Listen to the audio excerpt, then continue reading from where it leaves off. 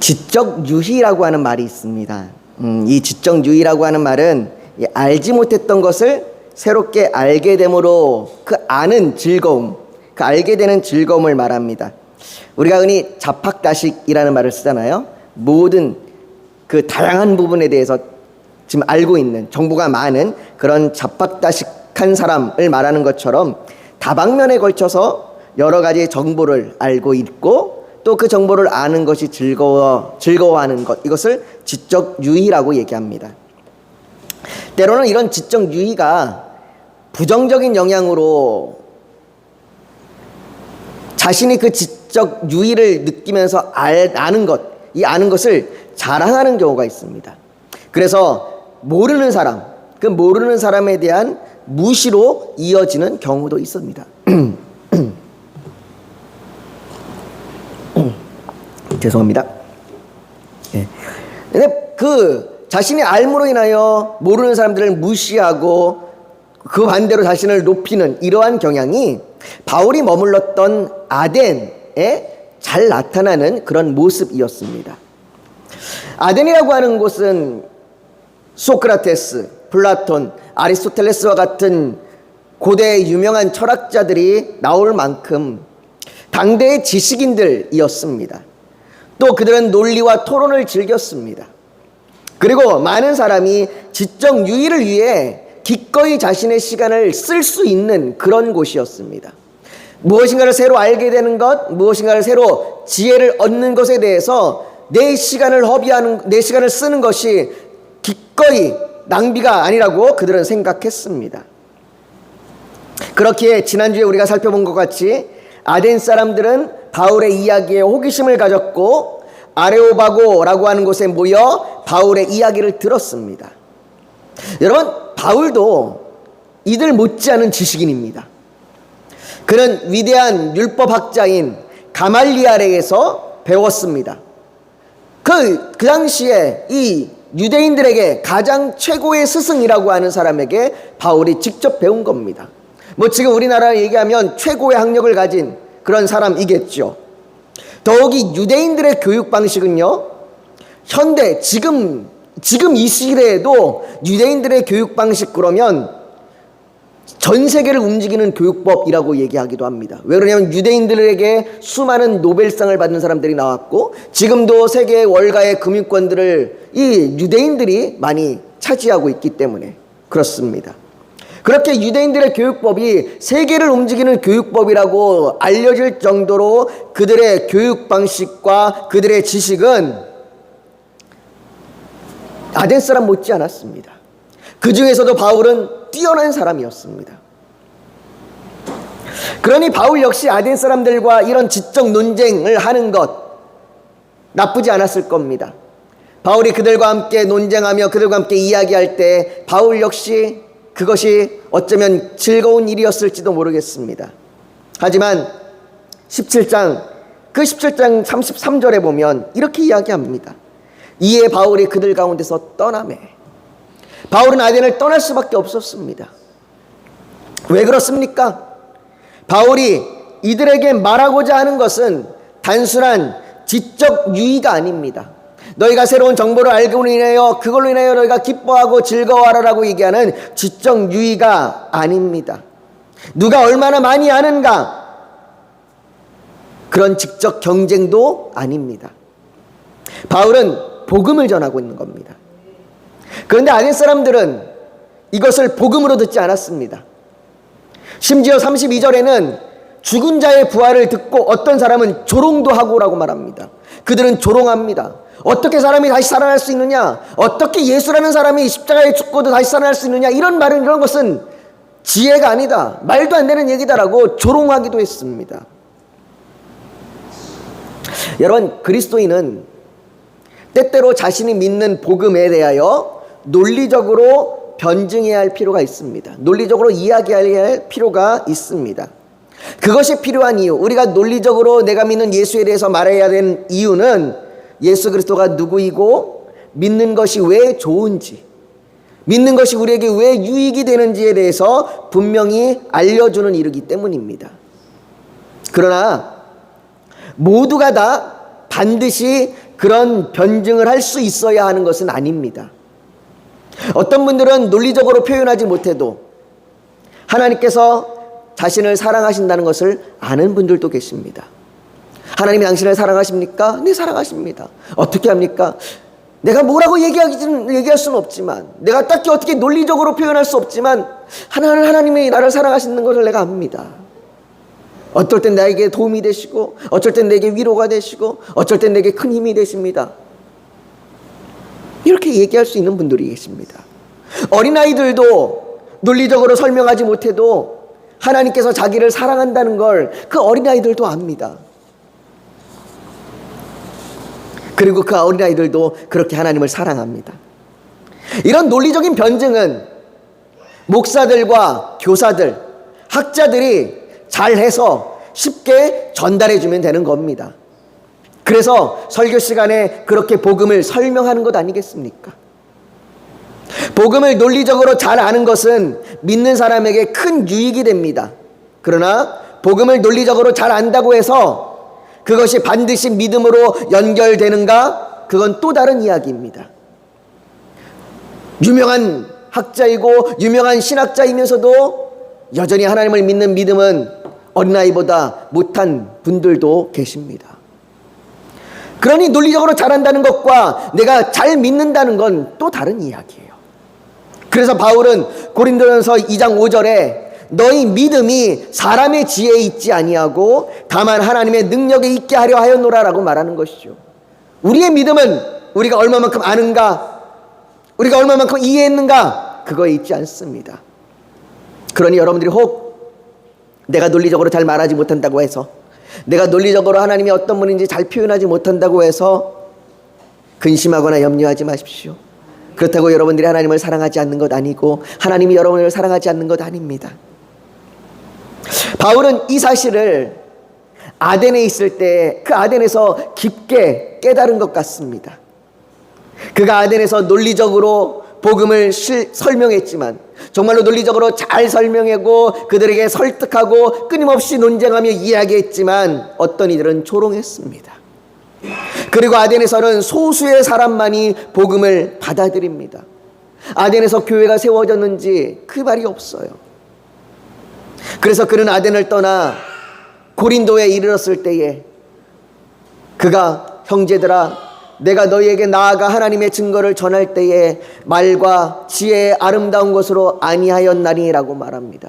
바울은 고린도에 이르면서 내가 말과 지혜로 아니하겠다, 그렇게 말하고 있는 거죠. 그러나 여러분, 바울이 고린도 교회에게 이렇게 말하기까지는, 이렇게 고백하기까지는 깊은 고민과 힘든 과정이 있었습니다. 내가 말과 지혜로 안 하고 내가 오직 십자가만 전하겠다, 이 과정에 이르기까지 그에게는 고민과 힘든 과정이 있었던 겁니다. 여러분, 바울이 드로아에서 자신의 계획을 포기하고 하나님의 계획에 따라 마게도냐로 오지 않았습니까?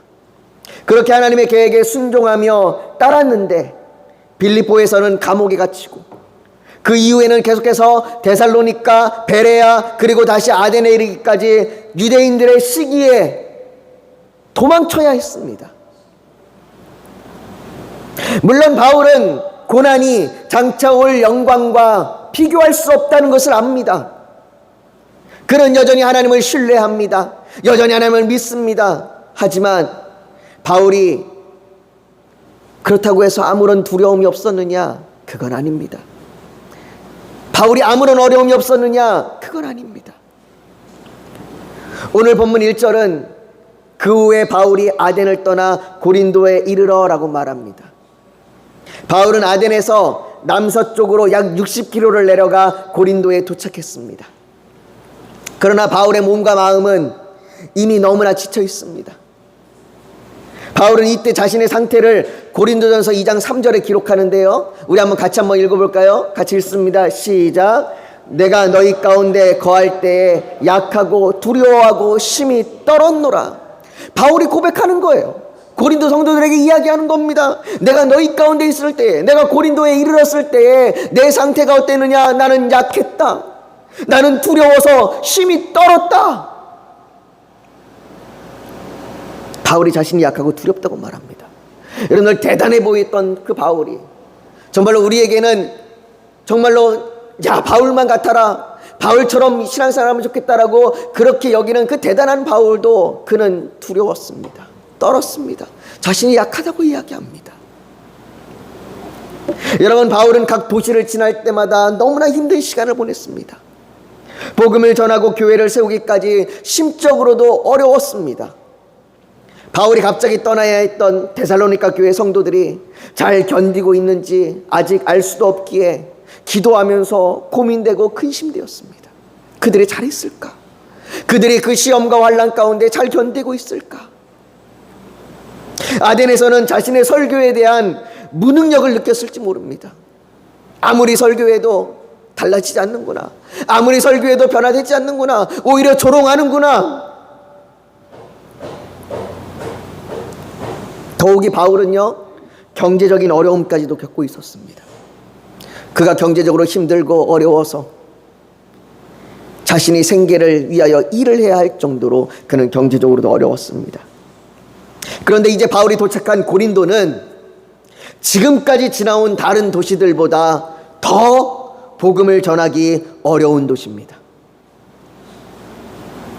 여러분들이 삶의 문제들을 하나씩 하나씩 겨우 버티며 때로는 자신의 무능력으로 스스로가 한심스럽다 그렇게 느끼기도 하고, 때로는 하나님께 기도하면서 마음을 다잡기도 하지만 견디기 힘들고 살아가는데 너무나 앞이 막막하여 힘들고 어려워서 정말로 몸도 마음도 약해지고 두려움이 몰려오는 때가 있지 않습니까? 가뜩이나 힘든데 앞에 닥친 상황은 더 크게 더 큰 문제로 다가오면 그때는 정말 어떻게 해야 될지 감당이 안 되기도 합니다. 고린도라는 도시는 바울이 지금까지 지나온 도시들보다 큰 도시입니다.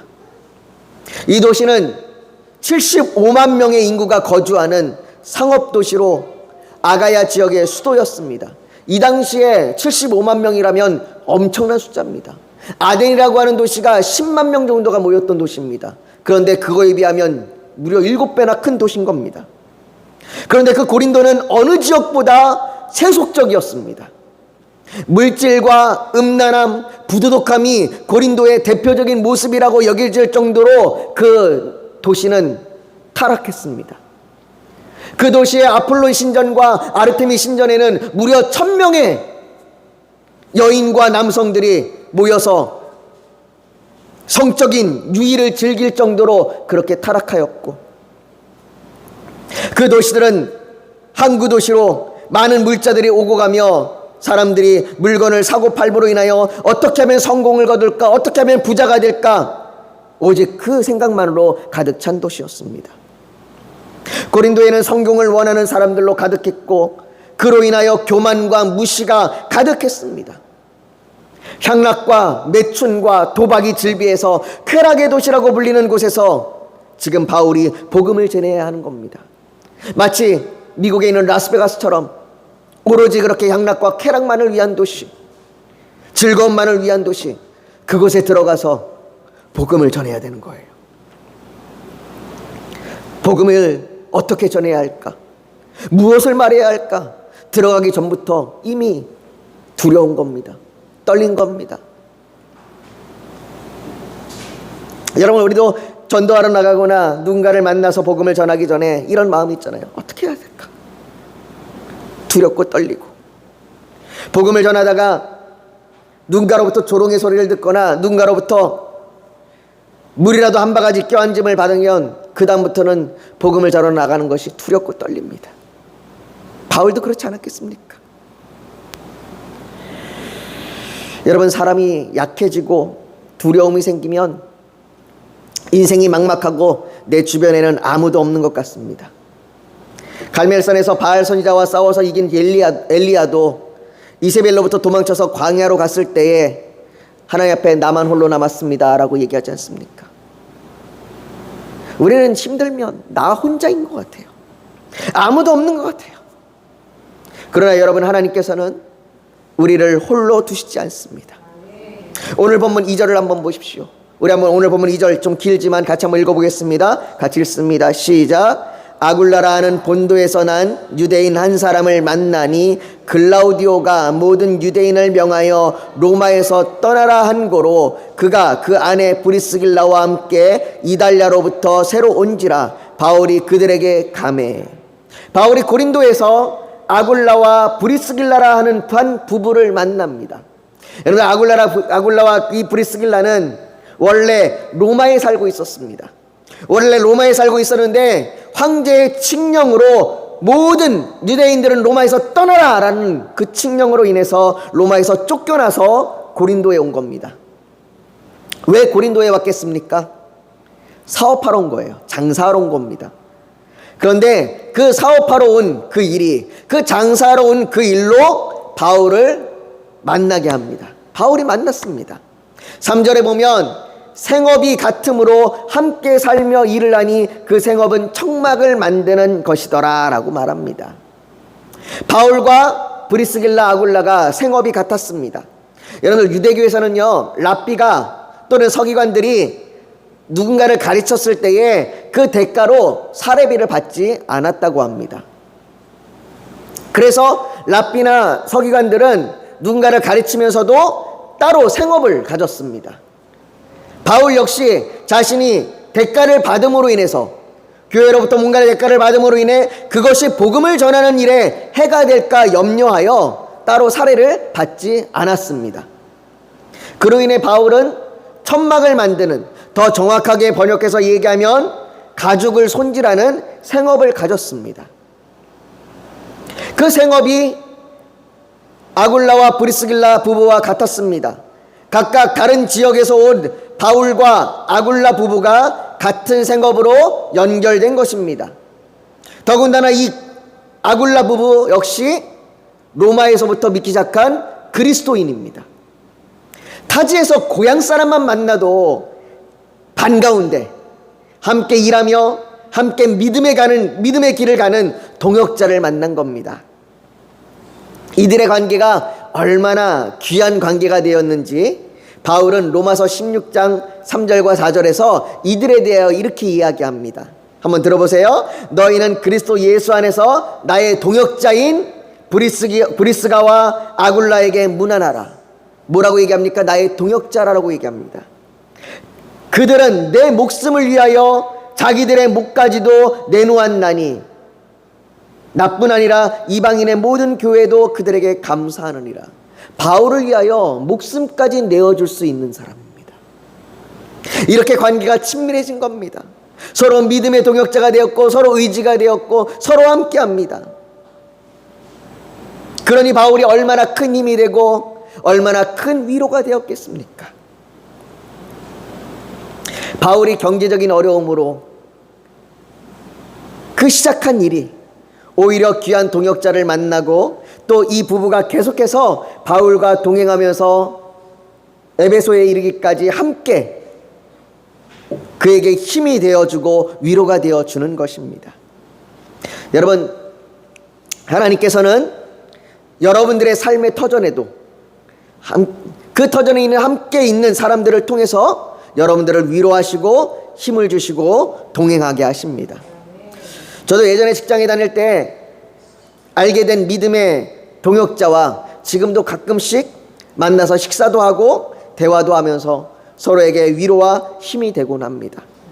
그러니 여러분, 삶의 현장에서 때로는 힘들고 두렵기도 하지만 그때 하나님께서 여러분들의 가정, 여러분들의 직장, 여러분들의 이웃, 여러분들의 모임과 여러분들의 교회 등에 함께 기도하며 동행할 귀한 동역자들을 예비해 주실 것입니다.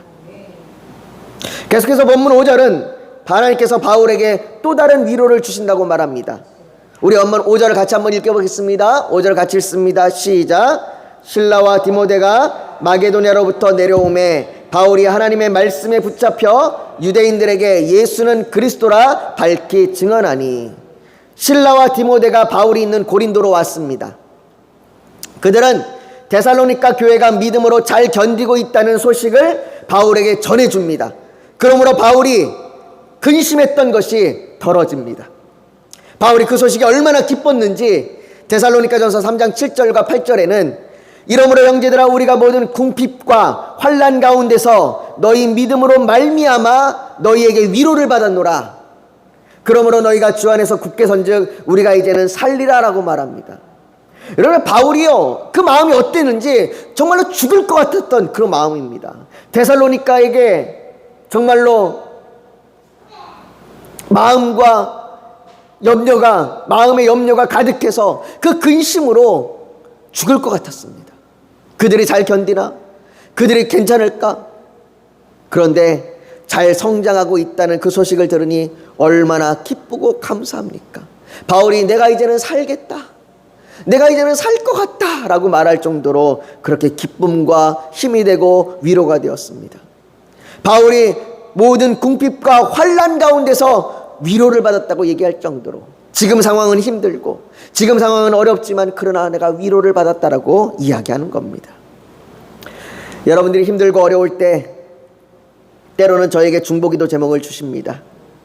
그 어려운 상황들을 듣거나 기도 제목을 보면 그것이 이제는 저의 근심과 염려가 됩니다. 그래서 그 근심과 염려 중에 기도하죠. 그러나 하나님의 선하신 뜻대로 잘 해결되었다는 그 말을 들으면 마치 내일이 해결된 것 같이 기쁩니다. 그렇게 믿음이 조금씩 성숙해지는 것, 그것보다 더 기쁜 일이 어디 있겠습니까? 저는 제가 좋아하는 성경 구절 중에 하나가 데살로니가전서 2장 19절과 20절 말씀이에요. 그 말씀은 이렇게 얘기합니다. 우리의 소망이나 기쁨이나 자랑의 면류관이 무엇이냐? 그가 강림하실 때 우리 주 예수 앞에 있는 너희가 아니냐. 너희는 우리의 영광이요 기쁨이니라. 이처럼 너희, 즉 성도 여러분들이 그 믿음이 그 기쁨이 되며 또 면류관이 되기를 소망합니다. 또한 실라와 디모데가 고린도로 오게 되면서 바울에게 데살로니가 교회에 기쁜 소식을 전하며 위로를 주었을 뿐만 아니라 오늘 바울은요 그들로 인해서 하나님의 말씀에 자신이 붙잡혔다고 말합니다. 여기 하나님의 말씀에 내가 붙잡혔다라고 얘기하는 것은 바울이 오직 말씀을 전하는 일에 전념할 수 있게 되었다라는 말입니다. 다시 말해 그는 경제적인 어려움이 해결되었다는 말입니다. 바로 빌립보 교회가 바울에게 선교비를 보내준 겁니다. 빌립보 교회가 바울의 그 어려움을 함께 동참하고자 조금씩 선교비를 모아 보낸 겁니다. 여러분, 지금도 수많은 목회자와 선교사들이 경제적인 문제로 말씀을 전하는 일에 집중하지 못하는 경우들이 얼마나 많은지 모릅니다. 이제는 경제적인 문제로 이중직을 하는 목회자들도 점점 늘어나고 있습니다. 그렇기에 교회와 여러분들이 보내는 선교비가 단지 선교사들의 경제적인 어려움을 해결하는 것만이 아닌 그들이 말씀을 전하는 일에 집중할 수 있도록 힘과 위로가 된다는 사실을 기억하십시오. 그 금액의 많고 적음을 떠나서 그것이 그들에게 위로가 되고 또 말씀에 집중하게 합니다. 이것은 성도에게도 마찬가지입니다. 예수님께서는요 우리에게 이렇게 말씀하세요. 염려하여 이르기를 무엇을 먹을까 무엇을 마실까 무엇을 입을까 하지 말라. 그런즉 너희는 먼저 그의 나라와 그의 의를 구하라. 그리하면 이 모든 것을 너희에게 더하시리라. 하나님께서는요 우리의 필요를 아시는 분이십니다. 우리의 필요를 채우시는 분이십니다. 목회를 하거나 또 성도들과의 대화를 하다 보면 종종 정말로 하나님께서 어려움 중에 정말로 뜻하지 않은 손길로 도우셨습니다라는 이야기를 종종 듣게 됩니다. 그러니 여러분 하나님 앞에 염려와 근심하지 마시고 그 어려움과 고난 중에 하나님 앞에 구하십시오. 물질의 문제로 힘들어할 때 하나님 앞에 구하십시오. 하나님이 여러분들의 필요를 때마다 또 철마다 채워주실 겁니다. 아굴라 부부 또 실라와 디모데 이 사람들로부터 힘과 위로를 받은 바울은 회당에서 유대인들에게 예수가 그리스도라고 밝히 전했습니다. 그러나 6절에는 그들이 대적하여 비방하거늘 바울이 옷을 털면서 이르되 너희 피가 너희 머리로 돌아갈 것이요 나는 깨끗하니라. 이후에는 이방인에게로 가리라 라고 그들이 오히려 대적하고 비방하였다고 말합니다. 아무리 전해도 바뀌지 않는 그들, 아무리 외쳐도 돌아오지 않는 그들에게 바울은 너희가 믿지 않으면 너희 책임이다. 나는 이제 너희에게 전하지 않겠다. 이렇게 말합니다. 얼마나 답답한 마음이겠습니까? 여러분들도 계속해서 복음을 전하고 권면해도 돌아오지 않는 사람들을 보면서 얼마나 답답합니까? 여러분들의 부모에게, 여러분들의 자녀에게, 여러분들의 형제와 자매에게 예수 믿읍시다, 교회 갑시다, 그렇게 얘기해도 전혀 달라지지 않으면 답답하고 미칠 식을 심정입니다. 때로는 어쩔 때는 오히려 그 사람들은 자기에게 이제 더 이상 말하지 말라고 화를 내고 욕을 하기도 합니다. 내가 알아서 할 테니 관여하지 말라고 말이죠. 바울은 그렇게 자신들을 대적하는 유대인들을 보며 답답한 마음이면서도 또 한편으로는 각 도시에서 유대인들에 의해 도망치듯 쫓겨났던 것처럼 고린도에서 또 위협을 당하고 도망쳐야 할까 두려웠습니다. 그런 바울에게 예수님께서 환상 중에 찾아와 위로하십니다. 9절과 10절입니다. 같이 한번 읽어보겠습니다. 같이 읽습니다. 시작. 밤에 주께서 환상 가운데 바울에게 말씀하시되 두려워하지 말며 침묵하지 말라. 내가 너와 함께 있음이라 어떤 사람도 너를 대적하여 해롭게 할 자가 없을 것이니 이는 이 성중에 내 백성이 많음이라 하시더라. 아멘. 여러분들, 이것보다 더 큰 위로가 어디 있겠습니까? 주님이 직접 함께 하신다고 말씀하시고 복음을 듣고 돌아올 예비된 많은 백성이 있다고 말씀하십니다. 바울이 고린도에 왔을 때 그는 약하고 두려웠습니다. 몸과 마음이 다 지쳤고 자신이 아무리 논리적으로 잘 말해도 사람들이 믿지 않았습니다. 더욱이 고린도는 부도덕과 음란과 성공과 물질을 열망하는 말 그대로 세속적인 도시였습니다. 그러나 오늘 본문 11절은 바울이 그런 고린도에서 1년 6개월을 머물며 그들 가운데서 하나님의 말씀을 가르치니라 라고 말합니다. 약하고 두려움으로 들어갔던 그 고린도에서, 세속적인 그 도시에서 무려 1년 6개월이나 머뭅니다. 바울은 그곳에서 내 말과 내 전도함이 설득력 있는 지혜의 말로 하지 아니하고 다만 성령의 나타나심과 능력으로 하여 복음을 전했다라고 말합니다. 자신의 힘으로, 자신의 지혜로 안 하고 성령의 능력으로 하는 것이죠. 바울은 약하고 두렵고 지치고 막연하고 답답한 마음이지만 그래도 자신의 힘과 지혜로 할 수 없음을 인정하였습니다. 그리고 자신의 힘이 아닌 성령의 능력으로 내가 너희 중에서 예수 그리스도와 그가 십자가에 못 박은 것 외에는 아무것도 알지 아니하기로 작정하였음이라. 이 말씀과 같이 오직 십자가만 전했습니다. 사랑하는 성도 여러분, 우리는 때론 우리의 약함만 보입니다. 우리의 환경과 상황은 우리를 너무나 약하고 두렵게만 합니다. 그러나 하나님께서는 우리의 약함이 오히려 오직 십자가만 바라볼 수 있도록 하게 하신다고 말씀하십니다. 전에는 많은 것으로 우리의 눈이 가려져 보이지 않던 십자가의 능력이 그제야 비로소 보이는 것이죠. 그렇게 우리는 약할 때 주님이 강함이 되신다고 고백하게 되는 것입니다. 우리의 약함은 하나님의 위로함을 받을 때입니다. 우리의 약함은 십자가의 능력을 바라볼 때입니다. 그러니 우리의 약함은 부끄러움이 아닙니다. 바울은 오히려 나의 약함을 자랑하노라 라고 말합니다. 이번 한 주 우리를 약하고 두렵게 만드는 상황과 환경이 올 때 우리가 눈을 들어 오직 십자가만 바라보고 하나님의 위로를 경험하는 저와 여러분들, 그리고 우리 푸른 초장교회가 되시기를 예수님의 이름으로 축복합니다. 우리 시간 오늘 말씀을 붙들고 좀 같이 기도했으면 좋겠습니다. 여러분, 우리는 약합니다. 우리는 우리의 상황과 환경 앞에 너무나 쉽게 약해집니다. 그러나 여러분, 약함은 부끄러움이 아니고 약함은 우리의 부족함도 아닙니다. 약함은 하나님이 우리를 하나님만 바라보게 하시는 은혜의 때요, 위로의 때입니다. 그러니 여러분들, 지금 여러분들의 상황 가운데 힘들고 어려운 일이 있으십니까? 주님 앞에 구하십시오. 주님이 여러분들에게 아굴라와 브리스길라와 같은 동역자를 보내주실 겁니다.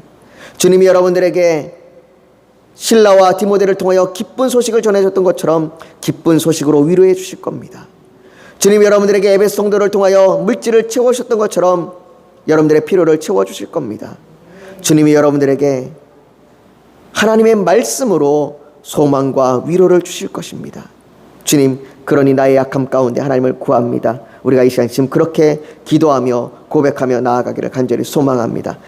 여러분 잠시 고개 숙여 더 묵상하기를 원합니다.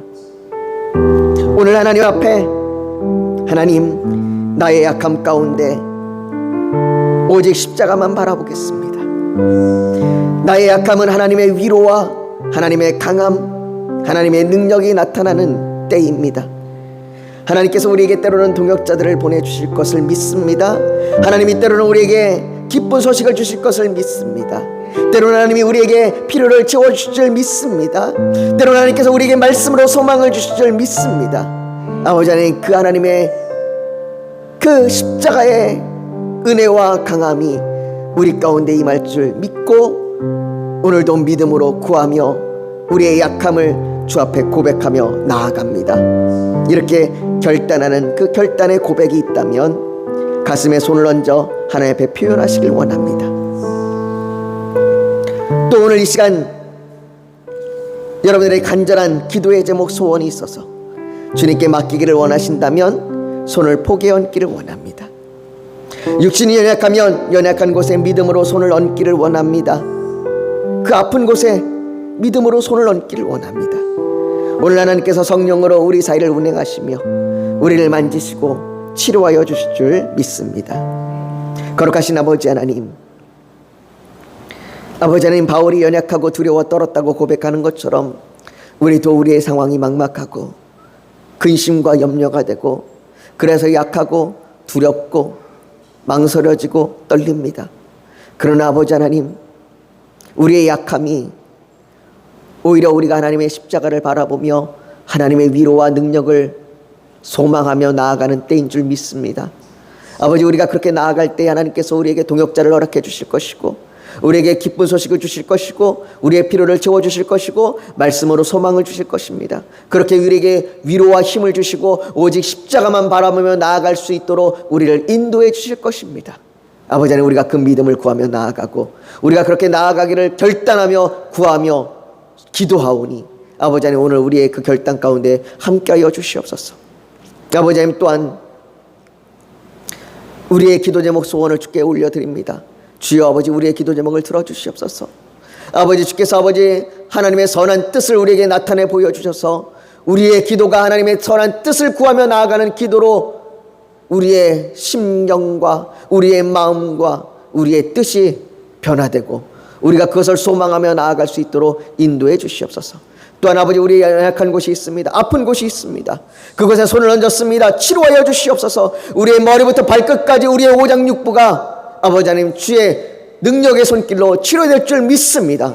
아버지, 주께서 붙들어 주실 줄 간절히 소망하오며 우리에게 오신을 이 시간은 하나님의 은혜로 채워주실 줄 믿으며 예수님의 이름으로 기도하며 간절히 구하며 나아갑니다. 예수님의 이름으로 기도하옵나이다. 아멘.